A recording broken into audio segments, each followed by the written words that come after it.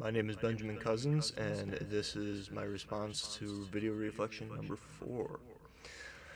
And so, getting right into it, section 1. Number 1, explain your previous ideas about this topic before answering the individual questions. So, looking into this topic, consent and ethics as far as um, dealing with situations where you may have some internal conflicts. Um, so I can kind of use my current career as an example of this. I have had clients come up to me and try and invite me out to places for, meet them for drinks. I've had clients try to, um, you know, hang out with me outside of work plenty times before, and I always turn it away because I just don't want. I feel like this topic is like a snowball effect. I feel like once you kind of get started, it's real easy to gain momentum and really build that snowball, and then boom, you hit a tree or a rock, and everything explodes, and it gets real ugly real fast.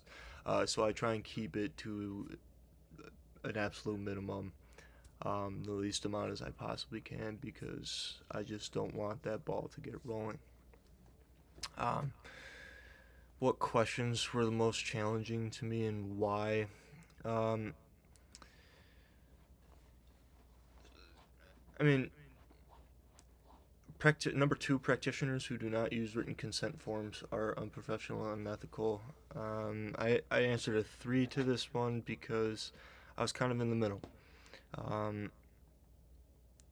I have I personally have dealt with practitioners who did not have me sign a consent form, and it was more than professional. I mean, the setting was professional. She obviously maintained confidentiality.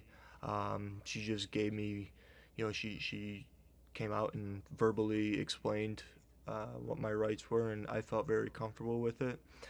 Me personally, I would like to have something written just for physical proof. Um,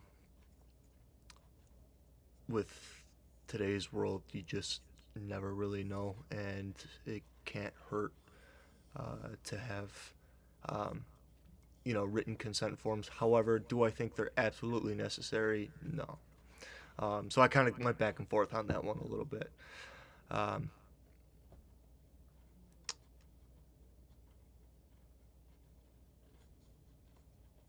that was really the only one that gave me a hard time. Um, I didn't. The rest of them were pretty straightforward for me. Um, explain what I learned about myself reading this chapter. So this was kind of for me as a future social worker. This is kind of like my biggest. I don't want to say fear, but worry area of concern, just because it's such a touchy, difficult area, and this is just something that comes with experience. So assignments like this are pretty helpful, just because it's kind of the closest you can get to getting some hands-on experience with the virtual classroom. Um,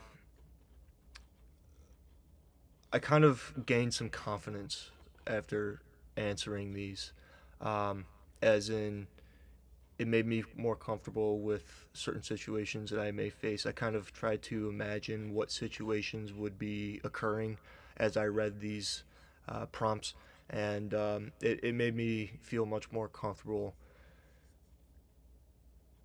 knowing that I can be more confident when it comes to these situations. It definitely kind of helped ease some questions that I had in my head. Um, Number 2, so I'm going to choose number 2 for section 2. Describe your ability to work with clients in these kinds of situations.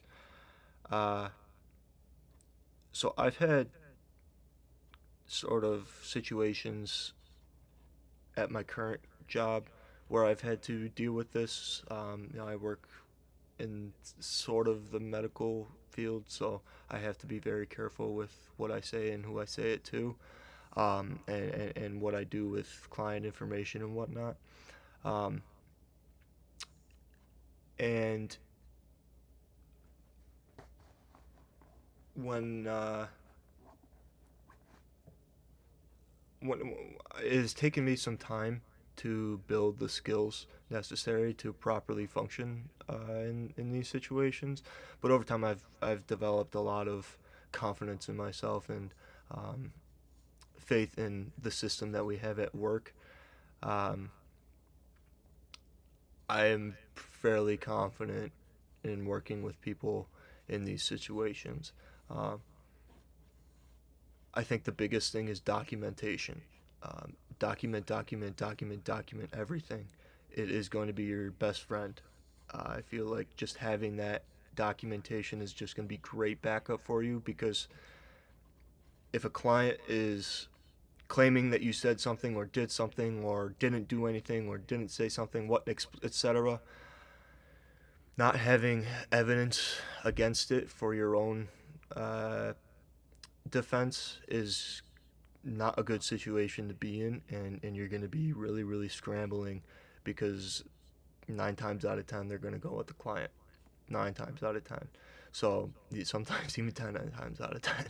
Um, so I really think that this has helped with my confidence, um, and my ability to understand that I need to document everything and what I can do with such documentation.